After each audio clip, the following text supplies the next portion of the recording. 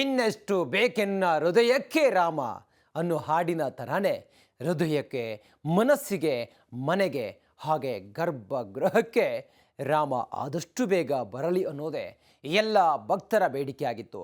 ಇದಕ್ಕೆ ರಾಮ ಆಯ್ಕೆ ಮಾಡಿಕೊಂಡಿದ್ದು ಮಾತ್ರ ಕನ್ನಡಿಗನೊಬ್ಬನು ಕೆತ್ತಿದ ಕಲ್ಲನ್ನು, ಕರುನಾಡಲ್ಲೇ ಇದ್ದ ಕಲ್ಲನ್ನು, ಅದರಲ್ಲೂ ಇಲ್ಲೇ ಮೈಸೂರಲ್ಲೇ ಇದ್ದ ಕಲ್ಲನ್ನು.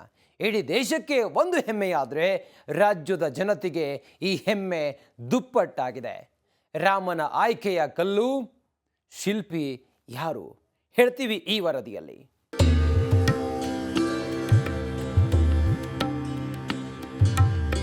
ಇನ್ನಷ್ಟು ಬೇಕೆನ್ನ ಹೃದಯಕ್ಕೆ ರಾಮ ಅಂತ ಹೇಳುವ ಹೊತ್ತು ಕೇವಲ ಬೆರಳೆಣಿಕೆಯ ದೂರದಲ್ಲಿದೆ.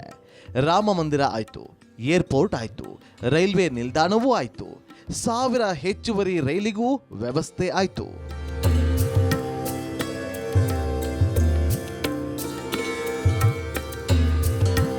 ಎಲ್ಲ ಸಿದ್ಧತೆ ಆಗಿದೆ. ಹೌದು, ಅಯೋಧ್ಯೆಯಲ್ಲಿ ನಿರ್ಮಾಣಗೊಳ್ಳುತ್ತಿರುವ ರಾಮ ಮಂದಿರ ಇದೇ ಜನವರಿ 22ರಂದು ಉದ್ಘಾಟನೆಯೂ ಆಗೋದಿದೆ. ಈಗ ಬಾಕಿ ಉಳಿದಿದ್ದ ಇಡೀ ರಾಮ ಮಂದಿರದ ಕೇಂದ್ರ ಬಿಂದು ಆ ಕಾರ್ಯವೂ ಮುಗಿದಿದೆ. ಇದೇನು ಅಂತ ಕೇಳಿದ್ರೆ ಕಾಣಸಿಗೋದು ಗರ್ಭಗೃಹದಲ್ಲಿ ಪ್ರತಿಷ್ಠಾಪನೆಗೊಳ್ಳೋ ರಾಮಲಲ್ಲಾ ವಿಗ್ರಹ.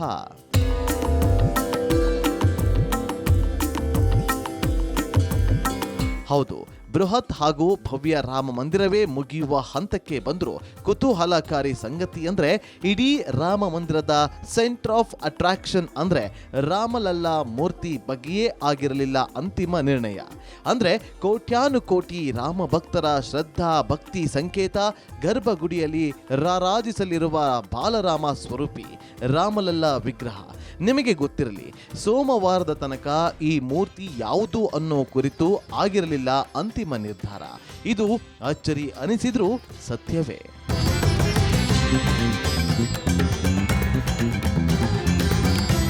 ಅಯ್ಯೋ, ಮೂರ್ತಿಯೇ ಫೈನಲ್ ಆಗದಿದ್ರೂ ಅದಾಗಲೇ ಲೋಕಾರ್ಪಣೆ ಡೇಟೆ ಫಿಕ್ಸ್ ಆಗಿದ್ಯಲ್ಲ ಅನ್ನೋ ಪ್ರಶ್ನೆ ಮೂಡಬಹುದಲ್ವಾ?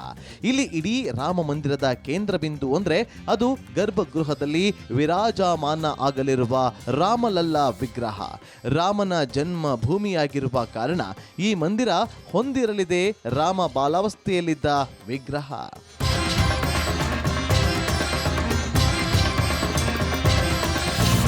ಈ ರಾಮಲಲ್ಲಾ ವಿಗ್ರಹದಲ್ಲಿ ದೈವಿಕ ಕಲೆ ಹಾಗೂ 5 ವರ್ಷದ ಬಾಲರಾಮನ ಮುಗ್ಧತೆ ಸಹಜವಾಗಿ ಇರಬೇಕು. ಇಂತಹ ವಿಗ್ರಹಕ್ಕಾಗಿಯೇ ನಿರೀಕ್ಷೆ ಹೊಂದಿರೋ ರಾಮ ಮಂದಿರ ಟ್ರಸ್ಟ್ ಇದಕ್ಕಾಗಿ ಕಂಡುಕೊಂಡ ಮಾರ್ಗೋಪಾಯ 3 ವಿಭಿನ್ನ ಶಿಲ್ಪಿಗಳಿಂದ ವಿಗ್ರಹ ಕೆತ್ತನೆ ಕಾರ್ಯ.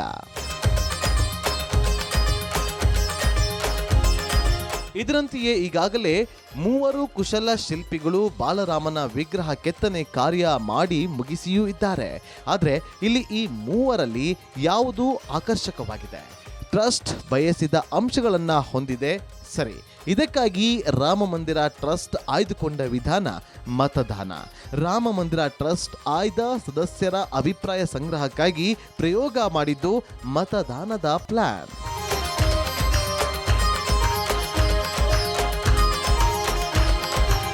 ಇದರಂತೆ ಈಗ ಮತದಾನವೂ ಮುಗಿದಿದೆ. ಕನ್ನಡಿಗರು ಸಂತಸ ಪಡೋ ಸಂಗತಿ ಅಂದ್ರೆ ಮತದಾನದಲ್ಲಿ ಆಯ್ಕೆ ಆಗಿರೋ ವಿಗ್ರಹ ನಮ್ಮ ಕನ್ನಡ ನಾಡಿನ ಶಿಲ್ಪಿ ಕೆತ್ತನೆ ಮಾಡಿರೋ ಮೂರ್ತಿ. ಅದು ಬೇರೆ ಯಾರೂ ಅಲ್ಲ, ಅರುಣ್ ಯೋಗಿ ರಾಜ್.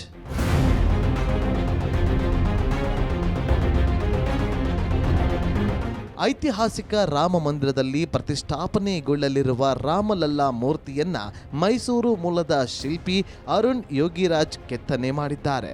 ಈಗ ಅರುಣ್ ಯೋಗಿರಾಜ್ ಕೆತ್ತನೆ ಮಾಡಿದ ಮೂರ್ತಿಯೇ ಫೈನಲ್ ಅಂತ ರಾಮ ಜನ್ಮಭೂಮಿ ಟ್ರಸ್ಟ್ ಘೋಷಣೆ ಮಾಡಿದೆ.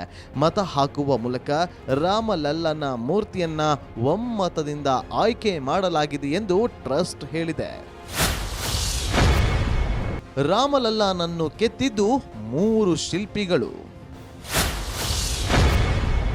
ಕರ್ನಾಟಕದ 2, ರಾಜಸ್ಥಾನದ 1 ಹಾಗೆ ನೋಡಿದ್ರೆ ಶ್ರೀರಾಮನ ಮೂರ್ತಿಯ ಕೆತ್ತನೆಯ ಜವಾಬ್ದಾರಿಯನ್ನು ಮೂವರಿಗೆ ವಹಿಸಲಾಗಿತ್ತು. ಇವರಲ್ಲಿ ಇಬ್ಬರು ಶಿಲ್ಪಿಗಳು ಕರ್ನಾಟಕದವರು, ಇನ್ನೊಬ್ಬರು ರಾಜಸ್ಥಾನದವರು. ಮೈಸೂರಿನ ಅರುಣ್ ಯೋಗಿರಾಜ್, ಇಡಗುಂಜಿಯ JL ಭಟ್ ಹಾಗೂ ರಾಜಸ್ಥಾನದ ಸತ್ಯನಾರಾಯಣ ಪಾಂಡೆ. ಈ ಮೂವರು ಈಗಾಗಲೇ ಮೂರ್ತಿ ಕೆತ್ತನೆ ಕಾರ್ಯ ಮುಗಿಸಿದ್ದಾರೆ.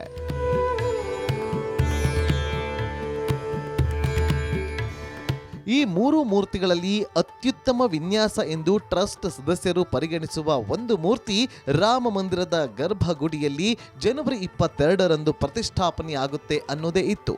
ಇಲ್ಲಿ ಒಂದನ್ನ ಫೈನಲ್ ಮಾಡಿದ ಮಾತ್ರಕ್ಕೆ ಇದೊಂದನ್ನೇ ರಾಮ ಮಂದಿರದಲ್ಲಿ ಪ್ರತಿಷ್ಠಾಪಿಸೋದು ಅಂತ ಅಲ್ಲ, ಬದಲಾಗಿ ಉಳಿದ ರಾಮಲಲ್ಲ ವಿಗ್ರಹಗಳು ಕೂಡ ರಾಮ ಮಂದಿರದ ಆವರಣದಲ್ಲೇ ಪ್ರತಿಷ್ಠಾಪಿಸಲಾಗುವುದು ಎಂದಿದೆ ಶ್ರೀರಾಮ ಜನ್ಮಭೂಮಿ ತೀರ್ಥಕ್ಷೇತ್ರ ಟ್ರಸ್ಟ್.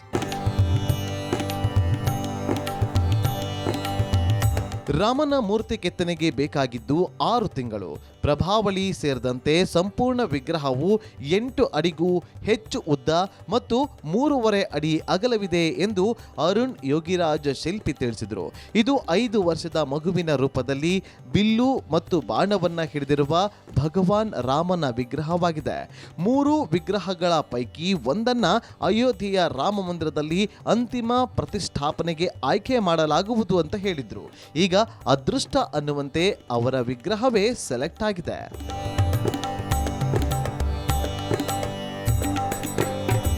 ಇದಕ್ಕೂ ಮೊದಲು ಕೇದಾರನಾಥದಲ್ಲಿ ಸ್ಥಾಪಿಸಲಾದ ಶ್ರೀ ಆದಿ ಶಂಕರಾಚಾರ್ಯರ ಪ್ರತಿಮೆ ಮತ್ತು ದೆಹಲಿಯ ಇಂಡಿಯಾ ಗೇಟ್ ಅಥವಾ ಕರ್ತವ್ಯ ಪಥದಲ್ಲಿ ಸ್ಥಾಪಿಸಲಾದ ಸುಭಾಷ್ ಚಂದ್ರ ಬೋಸ್ ಅವರ ಪ್ರತಿಮೆಯನ್ನು ಪ್ರಧಾನಿ ಮೋದಿ ಉದ್ಘಾಟಿಸಿದರು. ಈಗ ಪ್ರಧಾನಿ ನರೇಂದ್ರ ಮೋದಿಯವರು ರಾಮನ ಮೂರ್ತಿಯನ್ನ ಉದ್ಘಾಟನೆ ಮಾಡಿದ್ರೆ, ಈ ಅರುಣ್ ಯೋಗಿರಾಜ್ ಅವರು ಕೆತ್ತಿರುವ 3ನೇ ಮೂರ್ತಿಯನ್ನ ಉದ್ಘಾಟನೆ ಮಾಡಿದ ಹಾಗಾಗುತ್ತೆ. 2024ರ ಜನವರಿ 22ರಂದು ಅಯೋಧ್ಯೆ ರಾಮ ಮಂದಿರದ ಉದ್ಘಾಟನೆಗೆ ಆಹ್ವಾನಿಸಲಾದ 2,000 ಗಣ್ಯರಲ್ಲಿ ಅರುಣ್ ಯೋಗಿರಾಜ್ ಶಿಲ್ಪಿ ಕೂಡ ಒಬ್ರು ಅನ್ನೋದು ಇನ್ನೊಂದು ವಿಶೇಷ. ಇನ್ನು ಭವ್ಯ ಮಂದಿರದ ಗರ್ಭಗುಡಿಯಲ್ಲಿ ಪ್ರತಿಷ್ಠಾಪಿಸಲಾಗುವ ಭಗವಾನ್ ರಾಮಲಲ್ಲ ವಿಗ್ರಹವನ್ನ ನಿರ್ಧರಿಸೋದಕ್ಕೆ ಆಯ್ಕೆ ಪ್ರಕ್ರಿಯೆ ಕೂಡ ನಡೆಯಿತು. ಕರ್ನಾಟಕದ ಶಿಲ್ಪಿ ಅರುಣ್ ಯೋಗಿರಾಜ್ ಸೇರಿದಂತೆ ಪ್ರತ್ಯೇಕ ಶಿಲ್ಪಿಗಳು ಮಾಡಿದ ಎಲ್ಲ 3 ವಿನ್ಯಾಸಗಳನ್ನು ಮೇಜಿನ ಮೇಲೆ ಇಡಲಾಗಿತ್ತು. ಇದರಲ್ಲಿ ಯಾವುದು ಚೆನ್ನಾಗಿದೆ ಅಂತ ನಿರ್ಧಾರ ಮಾಡೋದಕ್ಕೆ ಮತದಾನ ಪ್ರಕ್ರಿಯೆ ನಡೆದು ಎಲ್ಲರೂ ಒಂದೇ ಹೆಸರನ್ನ ಸೂಚಿಸಿದ್ದು ಅದೇ ಅರುಣ್ ಯೋಗಿರಾಜ್ ಕೆತ್ತಿರುವ ರಾಮನ ಮೂರ್ತಿ.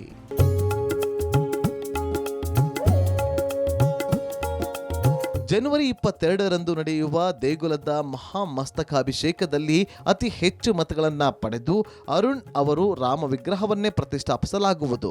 ಈ ಬಗ್ಗೆ ಅರುಣ್ ಆಯ್ಕೆ ಪ್ರಕ್ರಿಯೆಗೂ ಮುನ್ನ ರಿಪಬ್ಲಿಕ್ ಕನ್ನಡದ ಜೊತೆ ಮಾತಾಡಿದ್ದಾರೆ. ರಾಮ ಹುಟ್ಟಿದ ಸ್ಥಳ ಅಯೋಧ್ಯೆಯಲ್ಲೇ ರಾಮ ಮಂದಿರ ನಿರ್ಮಾಣ ಆಗಬೇಕು ಅಂತೇಳಿ ಪ್ರತಿಯೊಬ್ಬ ಹಿಂದುವಿನ ಕನಸಾಗಿತ್ತು. ಈಗ ಈ ಕನಸು ಈಡೇರ್ತಾ ಇದೆ. 22ರಂದು ಅಯೋಧ್ಯೆಯ ರಾಮ ಮಂದಿರ ಉದ್ಘಾಟನೆ ಆಗ್ತಾ ಇದೆ. ಈಗಾಗಲೇ ಈ ಒಂದು ರಾಮ ಮಂದಿರದಲ್ಲಿ ಬಾಲರಾಮವನ್ನ ಕೆತ್ತನೆ ಮಾಡಿರುವಂತಹ ಮೈಸೂರಿನ ಶಿಲ್ಪಿ ಯೋಗಿ ಅಂದರೆ ಅರುಣ್ ಯೋಗಿರಾಜ್ ಜೊತೆಗಿದ್ದಾರೆ. ಅವ್ರನ್ನ ಮಾತಾಡಿಸ್ತಾ ಹೋಗ್ತೀನಿ. ಸರ್, ಭಾಳ ಪ್ರಮುಖವಾಗಿ ಬಾಲರಾಮನ್ನ ನೀವು ಅಲ್ಲಿ ಕೆತ್ತನೆ ಶುರು ಮಾಡಿದ್ದೀರಾ ಸರ್, ಕೆಲಸ ಮುಗಿದಿದೆ ಸರ್ ಈಗ. ಸೊ ಹೇಗಿತ್ತು ಸರ್ ಅದು ಕೆಲಸ ಎಲ್ಲ ಹೇಗೆ ನಡೀತಾ ಇತ್ತು ಸರ್? ಇದು ಕೆಲಸ ನಮಗೆ ಸುಮಾರು ಜೂನ್ ತಿಂಗಳಲ್ಲಿ ಶುರು ಮಾಡ್ತೀವಿ. 3 ಜನ ಕಲಾವಿದರುಗಳಿಗೆ ಇದನ್ನು ಒಂದು ಅವಕಾಶ ಕೊಟ್ಟಿರ್ತಾರೆ. 3 ಜನನೂ ಬೇರೆ ಬೇರೆ ಶೈಲಿಗಳಲ್ಲಿ ಒಂದು ಪ್ರಯತ್ನ ಮಾಡಿದ್ದೀವಿ. ಈ ಒಂದು ಕೆತ್ತನೆಯನ್ನು ನಾವು ಮೈಸೂರಿನ HD ಕೋಟೆ ಕಲ್ಲನ್ನು ನಾವು ಮತ್ತು GL ಭಟ್ ಸರ್, ಕರ್ನಾಟಕದವರೇ ಆದ ಶಿಲ್ಪಿಗಳು, ಅವರು ಇದನ್ನು ಬಳಸಿರ್ತೀವಿ. ರಾಜಸ್ಥಾನ ಒಬ್ಬರು ಕಲಾವಿದರು ಸತ್ಯನಾರಾಯಣ ಪಾಂಡೆ ಅನ್ನೋರು ಮಾರ್ಬಲ್ನಲ್ಲಿ ಒಂದು ಮೂರ್ತಿಯನ್ನು ತಯಾರು ಮಾಡಿದ್ದಾರೆ. ಈ 3ರಲ್ಲಿ ಯಾವುದು ಬೆಸ್ಟ್ ಇದೆ ಅದನ್ನು ಅವರು ಕೊನೆಗೆ ಸೆಲೆಕ್ಟ್ ಮಾಡ್ಕೊತಾರೆ. ಈ ಒಂದು ಪ್ರೋಸೆಸ್ ನಮಗೆ ಜೂನಲ್ಲಿ ಶುರುವಾಗಿತ್ತು, ಡಿಸೆಂಬರಲ್ಲಿ ಮುಗೀತು. ಒಂದು 6 ತಿಂಗಳ ಕಾಲ ಈ ಒಂದು ಕೆತ್ತನೆ ಕೆಲಸನ ಮಾಡಿ ಬಂದಿದೆ ಸರ್. ಅಲ್ಲಿ ಅಂದರೆ ಸರ್ ಈ ಅದೇ ಸೆಲೆಕ್ಷನ್ ಪ್ರೋಸೆಸ್ ಎಲ್ಲ ಯಾವ ರೀತಿ ಇತ್ತು ಸರ್ ಅಂತ? ಈಗ ಸೆಲೆಕ್ಷನ್ ಪ್ರೋಸೆಸ್ ನಮಗೆ ಮೊದಲು ನಮಗಂತಲ್ಲ ಕಲಾವಿದರುಗಳಿಗೆ ಒಂದು ಆಹ್ವಾನ ಇರ್ತದೆ. ಇನ್ವೈಟೆಡ್ ಆರ್ಟಿಸ್ಟ್ಗಳು ಸುಮಾರೊಂದು 8-9 ಜನ ಇರ್ತಾರೆ ಅನಿಸುತ್ತೆ. ಅಷ್ಟು ಜನಕ್ಕೆ ಒಂದು ಅವಕಾಶ ಕೊಡ್ತಾರೆ. ಒಂದು PPT ಮುಂಚೆ ಏನು ಕೆಲಸ ಮಾಡಿದ್ದೀವಿ ಅದ್ರ ಬಗ್ಗೆ ಒಂದು ಮಾಹಿತಿನ ನೀಡಬೇಕಾಗಿರುತ್ತೆ, ಒಂದು ಫೋಟೋಸ್ಗಳನ್ನ ತೋರಿಸ್ಬೇಕಾಗಿರುತ್ತೆ. ಸೊ ಕೊನೆಗೆ ಇದನ್ನೆಲ್ಲ ನೋಡಿದಂಥ ಶ್ರೀರಾಮ ಜನ್ಮಭೂಮಿ ಟ್ರಸ್ಟ್ ಮೆಂಬರ್ಸು ಮತ್ತು ಕನ್ಸ್ಟ್ರಕ್ಷನ್ ಕಮಿಟಿ ಚೇರ್ಮನ್ ಇರ್ಬೋದು, ಮತ್ತು ಸೆಂಟ್ರಲ್ ಗೌರ್ಮೆಂಟ್ ಕಲ್ಚರ್ ಮಿನಿಸ್ಟ್ರಿ ಕೆಳಗೆ ಬರುವಂಥ IGNCA ಚೇರ್ಮನ್ಸ್ ಇರ್ಬೋದು, ಇವರೆಲ್ಲರೂ ಕೊನೆಗೆ ಇಷ್ಟು ಜನ ಕೊಡಬೇಕು ಅಂತ ತೀರ್ಮಾನ ಮಾಡ್ತಾರೆ, 3 ಜನಕ್ಕೆ. ಅದರಲ್ಲಿ ನಾನೊಬ್ಬ ಆಗಿರ್ತೀನಿ. ನಾನು ಒಬ್ಬ ಜೊತೆ ನಾನೇ ಕಿರಿಯನು, ಚಿಕ್ಕ ವಯಸ್ಸಿನ ಒಬ್ಬರು ಶಿಲ್ಪಿಯ ನಾನೇ ಅಲ್ಲಿ. ಈ ಒಂದು ಅವಕಾಶ ಸಿಕ್ಕಿದ್ದು ನನ್ನ ಜೀವನದ ಒಂದು ದೊಡ್ಡ ಭಾಗ್ಯ ಅಂತ ಹೇಳ್ಬೋದು. ಅಂದರೆ ಸರ್ ಅದು ಈ ಹಿಂದೆ ನೀವು ಕೂಡ ಸುಭಾಷ್ ಚಂದ್ರ ಬೋಸ್ ಅವರ ಶಿಲ್ಪಿಯನ್ನು ಕೆತ್ತನೆ ಮಾಡಿದ್ರಿ ಸರ್. ಆ ಒಂದು ಶಿಲ್ಪಿಯ ಕೆತ್ತನೆಗೂ ಸರ್ ಇವತ್ತು ನೀವು ಮಾಡಿರುವಂತಹ ಬಾಲರಾಮನಿಗೂ ಎಷ್ಟು ಖುಷಿ ಆಗ್ತಿದೆ ಸರ್ ಅಂತ ನೋಡಿ. ಪ್ರತಿಯೊಂದು ನನಗೆ ಸ್ವಲ್ಪ ಅದೃಷ್ಟವಂತನೇ ಅಂತ ಹೇಳ್ಬೋದು. ನನಗೆ ಸಿಕ್ಕಿರೋ ಅವಕಾಶಗಳೆಲ್ಲ ತುಂಬ ದೇಶಕ್ಕೆ ಪ್ರಮುಖವಾದ ಸ್ಥಳಗಳಲ್ಲಿ, ಕೇದಾರ್ನಾಥ್ ಇರ್ಬೋದು, ಇಂಡಿಯಾ ಗೇಟ್ ಇರ್ಬೋದು, ಅವೆರಡಕ್ಕಿಂತ ದೊಡ್ಡದು ಏನೂ ಸಿಗಲ್ಲ ಅಂತ ಅಂದ್ಕೊಂಡಿದ್ವಿ. ದೇವರಿಲ್ಲ ಇರುವಂಥೇಳಿ ಇನ್ನೂ ಅದಕ್ಕಿಂತ ದೊಡ್ಡದೊಂದು ಅವಕಾಶ ಕೊಟ್ಟಿದ್ದಾರೆ.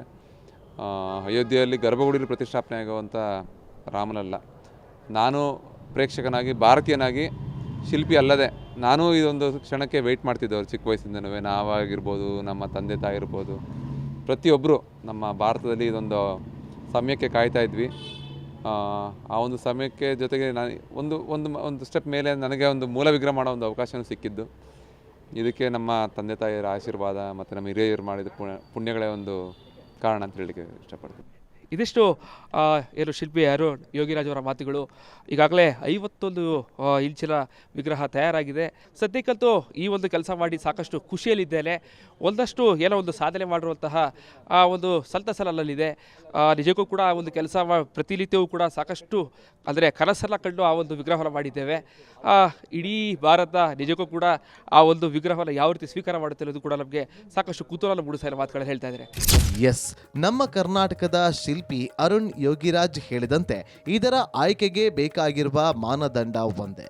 51 ಇಂಚಿನ ಮೂರ್ತಿಗೆ ದೈವಿ ಕಲೆ ಇದ್ದು 5 ವರ್ಷದ ಮಗುವಿನಂತೆ ಕಾಣುವ ವಿಗ್ರಹಕ್ಕೆ ಆದ್ಯತೆ ನೀಡಲಾಗಿದೆ. ಈ ದೈವಿಕ ಕಲೆ ರಾಮ ಮಂದಿರ ಟ್ರಸ್ಟ್ಗೆ ಇದೆ ಎಂದು ಒಮ್ಮತಕ್ಕೆ ಬಂದು ಈಗ ಅದನ್ನೇ ಗರ್ಭಗುಡಿಗೆ ಅರ್ಪಣೆ ಮಾಡಲಾಗುವುದು. ಅರುಣ್ ಮುಂದಿನ ಪ್ರಾಜೆಕ್ಟ್ಗಳೇನು? ಸಿಕ್ಕಾಪಟ್ಟೆ ಬ್ಯುಸಿಯಾಗಿದ್ದಾರೆ ಅರುಣ್. ಕೆಲ ಮೂಲಗಳ ಪ್ರಕಾರ ಡಾಕ್ಟರ್ BR ಅಂಬೇಡ್ಕರ್ ಅವರ ಪ್ರತಿಮೆ ಕೆತ್ತನೆ ಮಾಡೋದಕ್ಕೆ ಈಗಾಗಲೇ ನ್ಯಾಯಾಂಗ ಇಲಾಖೆಯಿಂದ ಆದೇಶ ಬಂದಿದೆ ಎಂದು ಖುದ್ದು ಅರುಣ್ ಸ್ಪಷ್ಟಪಡಿಸಿದ್ದಾರೆ. ಡಾಕ್ಟರ್ BR ಅಂಬೇಡ್ಕರ್ ಅವರ ಈ ಪ್ರತಿಮೆಯನ್ನ ದೆಹಲಿಯ ಜೈಸಲ್ಮೇರ್ ಹೌಸ್ನಲ್ಲಿ ಸ್ಥಾಪಿಸಲಾಗುವುದು ಎಂದು ಕೆಲ ಮೂಲಗಳು ತಿಳಿಸಿದೆ. ಡಾಕ್ಟರ್ BR ಅಂಬೇಡ್ಕರ್ ಅವರ 133ನೇ ಜನ್ಮ ದಿನಾಚರಣೆ ಅಂಗವಾಗಿ ಏಪ್ರಿಲ್ 14ರಂದು ಕೇಂದ್ರ ಗೃಹ ಸಚಿವ ಅಮಿತ್ ಶಾ ಅವರಿಂದ ಡಾಕ್ಟರ್ BR ಅಂಬೇಡ್ಕರ್ ಅವರ ಪ್ರತಿಮೆಯನ್ನ ಉದ್ಘಾಟಿಸುವ ಸಾಧ್ಯತೆ ಇದೆ ಎಂದು ಶಿಲ್ಪಿ ಅರುಣ್ ಯೋಗಿರಾಜ್ ಹೇಳಿದ್ದಾರೆ. ಅರುಣ್ ಯೋಗಿರಾಜ್ ಯಾರು ಗೊತ್ತಾ? ಶಿಲ್ಪಿಯಾಗೋದಕ್ಕೂ ಮುನ್ನ ಮಾಡಿದ್ದೇನು? ಅರುಣ್ ಯೋಗಿರಾಜ್ ಮೂಲತಃ ಮೈಸೂರಿನ ಪ್ರತಿಭೆ. ಶಿಲ್ಪ ಕೆತ್ತನೆಯಲ್ಲೇ 200 ವರ್ಷಗಳ ತಲೆಮಾರಿನ ಪರಂಪರೆಗೆ ಸೇರಿದ ಅರುಣ್ ಯೋಗಿರಾಜ್ ಇವರ ತಂದೆ, ಅಜ್ಜ, ಮುತ್ತಾತ, ಅವರ ತಂದೆ, ತಾತ ಅಂದರೆ ಬರೋಬ್ಬರಿ 5 ತಲೆಮಾರಿನಿಂದ ಕಲ್ಲಿನ ಶಿಲ್ಪ ಕಲೆಯಲ್ಲಿ ಇವರ ವಂಶಸ್ಥರು ತೊಡಗಿಕೊಂಡಿದ್ದಾರೆ. ಅರುಣ್ ತಂದೆ ಯೋಗಿರಾಜ್ ಕೂಡ ನುರಿತ ಶಿಲ್ಪಿ. ಅವರ ಅಜ್ಜ ಬಸವಣ್ಣ ಶಿಲ್ಪಿ ಮೈಸೂರು ರಾಜರ ಆಸ್ಥಾನದಲ್ಲಿದ್ದರು. ತಾತ, ಮುತ್ತಾತ ಕೂಡ ಶಿಲ್ಪಿಗಳಾಗಿದ್ದರು. ಸುಮಾರು 200 ವರ್ಷದ ಹಿಂದಿನವರ ಕಲೆ ಅರುಣ್ ಅವರಿಗೆ ಸಿದ್ಧಿಯಾಗಿದೆ. ಅರುಣ್ ಯೋಗಿರಾಜ್ ಅವರು ಬಾಲ್ಯದಿಂದಲೂ ಕೆತ್ತನೆಯಲ್ಲಿ ತೊಡಗಿಸಿಕೊಂಡಿದ್ದರು. ಆದರೆ MBA ಮುಗಿಸಿದ ಬಳಿಕ ಖಾಸಗಿ ಕಂಪನಿಯಲ್ಲಿ ಕೆಲಸ ಮಾಡ್ತಾ ಇದ್ರು ಕೂಡ ತೃಪ್ತಿ ಮತ್ತು ನೆಮ್ಮದಿ ಅನ್ನೋದೇ ಇರಲಿಲ್ಲ. ಬ್ಯಾಕ್ ಟು ರೂಟ್ಸ್ ಅನ್ನೋ ಹಾಗೆ ಆಗ ಅವರಿಗೆ ಅನ್ನಿಸಿದ್ದು ತಮ್ಮ ಪೂರ್ವಜರ ಕಲೆಯನ್ನ ಮುಂದುವರಿಸಬೇಕು ಅಂತ ತಂದೆಗೆ ವಿಚಾರ ತಿಳಿಸಿದ್ರು. ಮೊದಲು ತಂದೆ ಇದಕ್ಕೆ ಒಪ್ಪದಿದ್ದರೂ ಮಗನ ಆಸಕ್ತಿ ಮುಂದೆ ಅವರು ಸೋಲನ್ನ ಒಪ್ಪಿಕೊಳ್ಳಲೇಬೇಕಾಯಿತು. ಆದರೆ ಅವರು ಒಂದು ಷರತ್ತನ್ನ ಹಾಕಿ ಮಗನಿಗೆ ಅನುಮತಿ ನೀಡಿದ್ರು. ನೀನು MBA ಪದವೀಧರ, ಮಾರ್ಕೆಟಿಂಗ್ ನಿನ್ನ ತನೆಯಲ್ಲಿ ಹಾಸು ಹೊಕ್ಕಿರ್ತದೆ. ಆದರೆ ಇದು ಶ್ರದ್ಧಾ ಭಕ್ತಿಯ ಕೆಲಸ. ಇಲ್ಲಿ ನೀನು ಮಾರ್ಕೆಟಿಂಗ್ ಮಾಡೋದಾದ್ರೆ ಸುತಾರಾಮ್ ನೀನು ಬರಬೇಡ ಅಂತ. ಕಲ್ಲಿನ ವಿಗ್ರಹಗಳ ಖರೀದಿ ಮಾರಾಟಕ್ಕೆ ಇಲ್ಲಿ ಅವಕಾಶವಿಲ್ಲ. ಇಲ್ಲೇನಿದ್ದರೂ ಕಲಾ ಸೇವೆ ಅಷ್ಟೇ ಅಂತ ಕಡ್ಡಿ ತುಂಡಾದ ರೀತಿ ಷರತ್ತು ವಿಧಿಸಿದ್ದರು. ಅದಕ್ಕೆ ಒಪ್ಪಿದ ಅರುಣ್ ಯೋಗಿರಾಜ್ 2008ರಿಂದ ಮತ್ತೆ ಶಿಲ್ಪ ಕೆತ್ತನೆ ವೃತ್ತಿಯನ್ನ ಮುಂದುವರೆಸಿದ್ರು. ರಾಮ ಬಂದ, ನಮ್ಮ ರಾಮ ಬಂದಾನೋ ಅಂತ ಒಕ್ಕೊರಲಿನಿಂದ ಹೇಳ್ತಾ ಇದೆ ಇಡೀ ವಿಶ್ವ. ಆದರೆ ರಾಮ ಬಂದಿದ್ದು ಎಲ್ಲಿಂದ ಅಂತ ರಿಪಬ್ಲಿಕ್ ಕನ್ನಡ ಪತ್ತೆ ಹಚ್ಚಿದೆ. ಕಾಕತಾಳೀಯವೋ ಅಥವಾ ಮಹಿಮೆಯೋ ಏನೋ, ರಾಮ ತನ್ನ ಸೇವೆಯನ್ನು ಮಾಡಿಸಿಕೊಳ್ಳಲು ಆಯ್ಕೆ ಮಾಡಿಕೊಂಡಿದ್ದು ಸಹ ರಾಮದಾಸನನ್ನು. ಯಾರು ಈ ರಾಮದಾಸ? ಈ ವರದಿಯನ್ನು ನೋಡಿ. ರಾಮನಿಗೂ ಕರ್ನಾಟಕಕ್ಕೂ ಬಿಡಿಸಲಾರದ ನಂಟಿರೋದು ಯಾಕೆ ಅಂದರೆ, ರಾಮನ ಲೌಕಿಕ ಜೀವನದಲ್ಲಿ ಕಷ್ಟ ಅಂತ ಬಂದಾಗ ಅವನ ಹೆಜ್ಜೆ ಹೆಜ್ಜೆಗೂ ಜೊತೆಗಿದ್ದಿದ್ದು ಕರ್ನಾಟಕದ ಜನತೆಯೇ. ಹೀಗಾಗಿ ರಾಮ ಕರ್ನಾಟಕಕ್ಕೆ ತನ್ನ ಹೃದಯದಲ್ಲಿ ಅಷ್ಟೇ ಸ್ಥಾನ ಕೊಟ್ಟಿಲ್ಲ, ಬದಲಿಗೆ ಆತನ ಗರ್ಭಗೃಹದಲ್ಲೂ ಕರ್ನಾಟಕಕ್ಕೆ ಸ್ಥಾನ ಕೊಟ್ಟಿದ್ದಾನೆ. ಇದಕ್ಕೆ ತಾಜಾ ಉದಾಹರಣೆಯೇ ಕರ್ನಾಟಕದ ವಿಗ್ರಹ ಆಯ್ಕೆಯಾಗಿರೋದು. ಹೌದು, ಮೈಸೂರಿನಲ್ಲೇ ಸಿಕ್ಕ ಶಿಲೆಯಲ್ಲಿ ರಾಮಮೂರ್ತಿ ಕೆತ್ತನೆಯಾಗಿದೆ. ಕೃಷ್ಣ ಶಿಲೆ ಅನ್ನೋದು ಮೂರ್ತಿ ಕೆತ್ತನೆಗೆ ಪ್ರಾಶಸ್ತ್ಯವಾಗಿರೋ ಕಲ್ಲು ಅಂತ ಹೇಳ್ತಾರೆ. ಇಂಥ ಕಲ್ಲು ಎಲ್ಲಿದೆ ಅಂತ ಹುಡುಕ್ತಾ ಹೋದಾಗ ಮೈಸೂರಿನ ಹಾರೋಹಳ್ಳಿಯಲ್ಲೇ ಇದೆ ಅನ್ನೋದು ಗೊತ್ತಾಯ್ತು. ಹಾರೋಹಳ್ಳಿಯ ರಾಮದಾಸ್ ಜಮೀನಿನಲ್ಲಿ ಇಂಥ ಕಲ್ಲು ಸಿಕ್ಕಿದೆ. ತಕ್ಷಣವೇ ಮಾನಯ್ಯ ಬಡಿಗೇರ್ ಎಂಬುವರು ಕಲ್ಲು ಪರೀಕ್ಷೆ ಮಾಡಿದ್ರು. ಇವರು ಪ್ರಾಥಮಿಕ ಹಂತದ ವರದಿಯನ್ನ ಕೊಟ್ಟ ಮೇಲೆ ಅದನ್ನ ಪರೀಕ್ಷಿಸಿದ ಟ್ರಸ್ಟ್ ನಂತರ ಅಯೋಧ್ಯೆ ಗುರುಗಳ ಸಮ್ಮುಖದಲ್ಲಿ ಕೆತ್ತನೆಗೆ ಕಲ್ಲು ಅಂತಿಮಗೊಳಿಸಿದ್ರು. ಮೊದಲಿಗೆ ಜಮೀನಲ್ಲಿ 10 ಅಡಿ ಆಳಕ್ಕೆ ಅಗೆದು ಶಿಲೆಯನ್ನ ತೆಗೆಯಲಾಯಿತು. ನಂತರ 19 ಟನ್ ತೂಕದ 9 ಅಡಿ 8 ಇಂಚು ಉದ್ದದ ಶಿಲೆ ಹೊರ ತೆಗೆಯಲಾಯಿತು. ಇದಷ್ಟೇ ಅಲ್ಲ, ಇದೇ ಜಾಗದಿಂದ ಸೀತೆ, ಲಕ್ಷ್ಮಣ, ಭರತ, ಶತ್ರುಘ್ನ ಮೂರ್ತಿಗೂ ಶಿಲೆಗಳು ರವಾನೆಯಾಗಿದೆ. ಆದರೆ ಈ ಕಲ್ಲು ತಗೊಂಡು ಹೋಗುವಾಗ ರಾಮ ಮಂದಿರ ಟ್ರಸ್ಟ್ ಹಾಕಿದ್ದು ಒಂದಷ್ಟು ಕಂಡೀಷನ್. ಅದರಲ್ಲಿ ಪ್ರಮುಖವಾದದ್ದು ಯಾವುದೇ ಕಾರಣಕ್ಕೂ ಇಲ್ಲಿಂದ ಕಲ್ಲು ಕಳಿಸಿದ ಬಗ್ಗೆ ಪ್ರಚಾರ ಮಾಡಬಾರದು ಅಂತ ರಾಮ ಮಂದಿರ ಟ್ರಸ್ಟ್ ಮಂದಿ ಷರತ್ತು ಹಾಕಿದ್ರು. ಇದೇ ಕಾರಣಕ್ಕೆ ಈ ಕುರುಹೇ ಇರಬಾರದು ಅಂತ ಕಲ್ಲು ತೆಗೆದ ನಂತರ ಮಣ್ಣು ಮುಚ್ಚಿ ಭೂಮಿ ಸಮತಟ್ಟು ಮಾಡಲಾಯಿತು. ಆದ್ರೆ ಏನೇ ಹೇಳಿ, ರಾಮನ ಕಲ್ಲು ಕಳಿಸ್ಕೊಡ್ತಾ ಇರುವಾಗ ಆಗುವ ಉತ್ಸಾಹ ಯಾರಿಗೆ ತಾನೇ ತಡ್ಕೊಳ್ಳೋಕೆ ಸಾಧ್ಯ? ಸಮಸ್ತರು ಪೂಜೆ ಮಾಡಿ ಜೈ ಶ್ರೀರಾಮ್ ಅಂತ ಹೇಳಿ ಕಲ್ಲನ್ನ ಕಳಿಸ್ಕೊಟ್ಟಿದ್ರು. ಅಯೋಧ್ಯೆಯಲ್ಲಿ ರಾಮ ಮಂದಿರ ಉದ್ಘಾಟನೆಗೆ ಕೆಲವೇ ದಿನಗಳಷ್ಟೇ ಬಾಕಿ ಉಳಿದಿದೆ. ಈಗಾಗಲೇ ಆ ಒಂದು ಬಾಲರಾಮನನ್ನ ಕೆತ್ತನೆ ಮಾಡಿದಂತಹ ಶಿಲ್ಪಿ ಕೂಡ ಮೈಸೂರಿನವರು, ಜೊತೆಗೆ ಆ ಒಂದು ಮೂರ್ತಿಗೆ ಬಳಸಿದಂತಹ ಕಲ್ಲು ಕೂಡ ಮೈಸೂರಿನದೇ ಅಂತೇಳಿ ಈಗ ಗೊತ್ತಾಗ್ತಾ ಇದೆ. ಭಾಳ ಪ್ರಮುಖವಾಗಿ ಮೈಸೂರಿನಿಂದ 25 ಕಿಲೋಮೀಟರ್ ದೂರದಲ್ಲಿರುವಂತಹ ಹಾರೋಹಳ್ಳಿ ಗ್ರಾಮದಲ್ಲಿ ಸಿಕ್ಕಿರುವಂತಹ ಕೃಷ್ಣ ಶಿಲೆಯಲ್ಲಿ ಈಗ ಬಾಲರಾಮ ಮೂಡಿ ಬಂದಿರುವಂಥದ್ದು. ನಾನೀಗ ಸದ್ಯ ಬಾಲರಾಮಗೆ ಬಳಸಿದಂತಹ ಕಲ್ಲು ಸಿಕ್ಕಿರುವಂತಹ ಸ್ಥಳದಲ್ಲಿದ್ದೇನೆ. ನೀವು ದೃಶ್ಯ ಸಹ ಕಾಣ್ತಾ ಇರ್ಬೋದು. ಇದೇ ಒಂದು ಸ್ಥಳದಲ್ಲಿ ಸುಮಾರು ಒಂದು 10 ಅಡಿ ಕೆಳಭಾಗದಲ್ಲಿ ಆ ಒಂದು ಮೂರ್ತಿ ಸಿಕ್ಕಿರುವಂಥದ್ದು. ಈಗಾಗಲೇ ಈ ಒಂದು ಜಮೀನಿನ ಮಾಲೀಕರು ಜೊತೆಗೆ ಈ ಜಮೀನೆಲ್ಲ ಲೆವೆಲಿಂಗ್ ಮಾಡೋದಕ್ಕೆ ತೆಗೆದುಕೊಂಡಂತಹ ಎಲ್ಲರೂ ಕೂಡ ಸಾಕಷ್ಟು ಸಂತೋಷವಾಗಿದ್ದಾರೆ. ಅಂದರೆ ಮೈಸೂರಿನ ಎಲ್ಲಿಯ ಅಯೋಧ್ಯೆ ರಾಮ ಮಂದಿರ ಜೊತೆಗೆ ಮೈಸೂರು ಅದು ಸಾಕಷ್ಟು ಒಂದೊಂದಕ್ಕೂ ಸಾಕಷ್ಟು ಲಿಂಕ್ಗಳು ಸಹ ಸಿಗ್ತಾ ಇರುವಂಥದ್ದು. ಇದು ಕಾಕತಾಳೀಯವೋ ಏನೋ, ರಾಮನಿಗೆ ಕಲ್ಲನ್ನ ಯಾರ ಭೂಮಿಯಿಂದ ಎತ್ತಿಕೊಳ್ಳಲಾಯಿತು ಆ ಭೂ ಮಾಲೀಕನ ಹೆಸರು ರಾಮದಾಸ. ರಾಮದಾಸರ ಭೂಮಿಯ ಕಲ್ಲನ್ನೇ ರಾಮ ಖುದ್ದು ಆಯ್ಕೆ ಮಾಡಿಕೊಂಡ ಅನ್ನೋದಕ್ಕೆ ಇದಕ್ಕಿಂತ ಇನ್ನೇನು ಸಾಕ್ಷಿ ಬೇಕು ಹೇಳಿ? ಇದು ಕಾಕತಾಳೀಯ ಅಂದ್ರೆ ಕಾಕತಾಳೀಯ, ದೇವರ ಮಹಿಮೆ ಅಂದ್ರೆ ದೇವರ ಮಹಿಮೆ. ಒಟ್ನಲ್ಲಿ ಭೂಮಿಯಲ್ಲಿ ಭೂಮಾಲೀಕನಿಗೆ ಬೇಡವಾಗಿದ್ದ ಕಲ್ಲು ಅಯೋಧ್ಯೆಯಲ್ಲಿ ರಾಮ ಮೂರ್ತಿಯಾಗಿ ಮೂಡಿ ಬಂದಿದೆ. ಈಗ ಜೊತೆ ಮಾತಾಡೋದಕ್ಕೆ ಈ ಜಮೀನಿನ ಮಾಲೀಕರು ಕೂಡ ಇದ್ದಾರೆ, ನಾವು ಮಾತಾಡಿಸ್ತಾ ಹೋಗ್ತೀನಿ. ಸರ್, ಈಗ ಎಷ್ಟು ಖುಷಿ ಆಗ್ತಿದೆ ನಿಮಗೆ ಏನು ಅಂತ ಸರ್? ತುಂಬ ಖುಷಿ ಇದೆ ಸರ್. ರಾಮನ ವಿಗ್ರಹ ನಮ್ಮ ಭೂಮಿಲಿ ಸಿಕ್ಕಿದೆ ಅಂತಂದರೆ ನಮಗೆ ತುಂಬ ಖುಷಿ ಇದೆ ಸರ್. ಓಕೆ, ಅಂದರೆ ನೀವು ಇಬ್ಬರು ಏನು ಅನಿಸ್ತದೆ ಸರ್ ನಿಮ್ಗೆ? ಕಲ್ಲು ಸಿಕ್ತಾಗ ಕೇಳಿದಾಗ ನೀವು ಏನು ಅನಿಸ್ತದೆ ಸರ್? ಸರ್, ನಮ್ಗೆ ಅದು ಏನಕ್ಕೂ ಯೂಸ್ ಆಗಲ್ಲ ಅನ್ನೋ ರೀತಿಲಿ ಇದ್ದು, ಅದೇನೋ ಇದಕ್ಕಿದ್ದಂಗೆ ಇವರು ಜಮೀನು ಕಡೆಗೆ ಬಂದಿದ್ದರು. ಆಗಪ್ಪ ನಮ್ಗೆ ನೇಗಿಲಿಗೆಲ್ಲ ಸಿಗುತ್ತೆ, ಇದನ್ನೇನಾದ್ರು ಮಾಡಿ ತೆಗಿಯೋಕ್ಕಾದ್ರೆ ತೆಗಿಯಪ್ಪ ಅಂತ ಹೇಳ್ದು. ಆಯ್ತಣ್ಣ, ಕ್ಲೀನ್ ಮಾಡಿಕೊಡ್ತೀನಿ ಬಿಡಿ ಅಂತ ಅಂದ್ಬಿಟ್ಟು ತೆಗಿತಾ ಅದು ದೊಡ್ಡ ಬಂಡೆಯ ರೀತಿ ಬಂತು.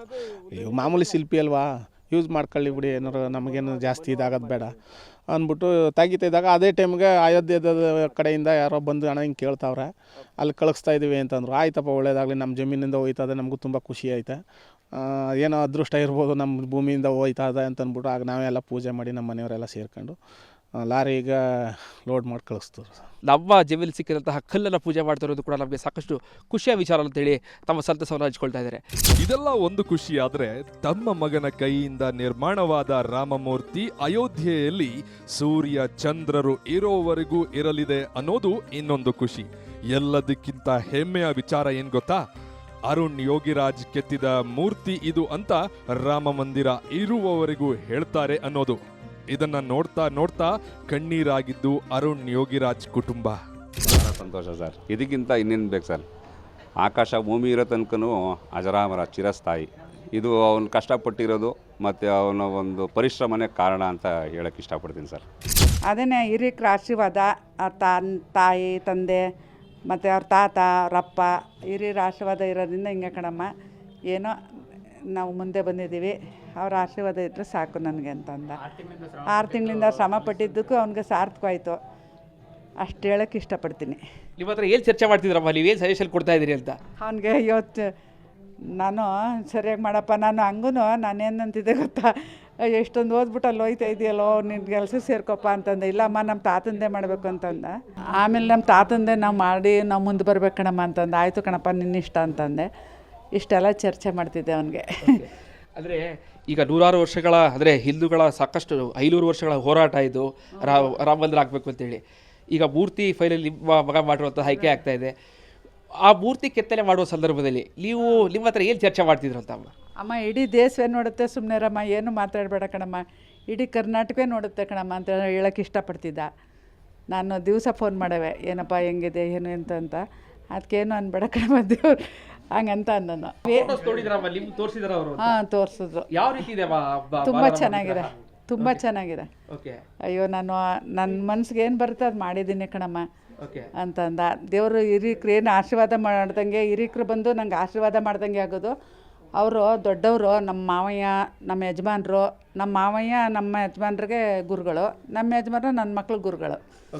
ಇಷ್ಟೆಲ್ಲ ಮಾಡಿ ಅವ್ರ ಆಶೀರ್ವಾದ ಮಾಡ್ದಂಗೆ ಆಯ್ತದ ಕಣಮ್ಮ ನನಗೆ. ಅದೇ ಥರ ಮಾಡ್ತಾಯಿದ್ದೀನಿ ಅಂತ. ಕಣಪ್ಪ ಹಂಗೆ ಮಾಡು, ನಿನ್ಗೇನು ಅನಿಸುತ್ತೆ ಅದು ಮಾಡಪ್ಪ ಅನ್ನವೇ. ಏನು ಹೇಳೋಕ್ಕೆ ಇಷ್ಟಪಡ್ತೀರಮ್ಮ ಎಲ್ಲರಿಗೂ? ಎಲ್ರಿಗೂ ಖುಷಿ ಅನಿಸುತ್ತೆ. ಅದೇ ನಮ್ಮನೆಯವ್ರು ಇದ್ದರೆ ಅದೇ ಖುಷಿ ಪಡೋರು, ಆ ಖುಷಿ ನನಗಿದೆ. ಅಷ್ಟು ಹೇಳೋಕ್ಕೆ ಇಷ್ಟಪಡ್ತೀನಿ. ತುಂಬಾ ಇದು ಇಟ್ಕೊಂಡಿದ್ರು. ತುಂಬಾ ನಮ್ಮ ಅಣ್ಣನ ತೋರಿಸ್ಬೇಕು, ನಮ್ಮ ಅಣ್ಣಂಗೆ ಇಡೀ ಇದೇ ತೋರಿಸ್ಬೇಕಂತ ಅನ್ನೋರು. ಅಪ್ಪ ನೀನೇನು ಯೋಚನೆ ಮಾಡಬೇಡ ಕಣೋ, ನಾನು ಇದನ್ನು ನೋಡ್ತೀನಿ ಬಿಡಪ್ಪ ಅಂತಂದೆ. ಕುಟುಂಬಕ್ಕೆ ಖುಷಿಯಲ್ಲಿ ಮಾತೇ ಬರ್ತಾ ಇಲ್ಲ ಅನ್ನೋದು ಅರುಣ್ ತಾಯಿಯ ಪ್ರತಿ ಮಾತಲ್ಲೂ ಗೊತ್ತಾಗ್ತಿದೆ. ಅರುಣ್ ಯೋಗಿರಾಜ್ ಪ್ರತಿಭೆ ನೋಡಿದ ಪ್ರಧಾನಿ ನರೇಂದ್ರ ಮೋದಿ ಮತ್ತೊಮ್ಮೆ ರಾಮಲಲ್ಲಾ ವಿಗ್ರಹ ಕೆತ್ತನೆಯ ಅವಕಾಶ ನೀಡಿದ್ದಾರೆ. ಇದರ ಜೊತೆಗೆ ಬೆಂಗಳೂರು ಹಾಗೆ ರಾಜಸ್ಥಾನದ 2 ರಾಮಲಲ್ಲಾ ಮೂರ್ತಿ ಕೆತ್ತನೆ ಮಾಡಿದ್ದಾರೆ. ಇದರಲ್ಲಿ ರಾಮ ಹುಟ್ಟಿ ಬಂದಿದ್ದು ಮಾತ್ರ ಅರುಣ್ ಯೋಗಿರಾಜ್ ಅನ್ನೋ ಯೋಗಿಯಿಂದ. MBA ಮಾಡಿ ಕಂಪನಿಗಳಲ್ಲಿ ದುಡಿಯಬೇಕಿದ್ದ ಅರುಣ್ ರಾಮ ಕಾರ್ಯಕ್ಕೆ ಅರ್ಪಣೆಯಾಗಿರೋದು ಅರುಣ್ಗಷ್ಟೇ ಅಲ್ಲ, ಇಡೀ ದೇಶಕ್ಕೆ ಹೆಮ್ಮೆಯಾಗಿದೆ.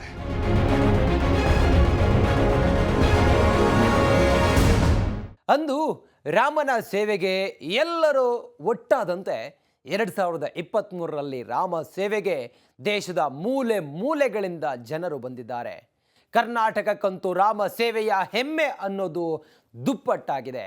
ಸೂರ್ಯ ಚಂದ್ರ ಇರುವವರೆಗೂ, ಆಕಾಶ ಭೂಮಿ ಇರುವವರೆಗೂ ರಾಮ ಮಂದಿರಕ್ಕೆ ಬರುವ ಪ್ರತಿಯೊಬ್ಬರಿಗೂ ಕೇಳೋದು ಒಂದೇ ಸುದ್ದಿ, ರಾಮ ಲಲ್ಲಾ ಮೂಡಿದ್ದು ಕರುನಾಡಲ್ಲಿ, ಇವನು ಕರುನಾಡ ರಾಮ ಅಂತ. ನೋಡ್ತಾ ಇರಿ ರಿಪಬ್ಲಿಕ್ ಕನ್ನಡ, ಇದು ನಿಮ್ಮ ಧ್ವನಿ.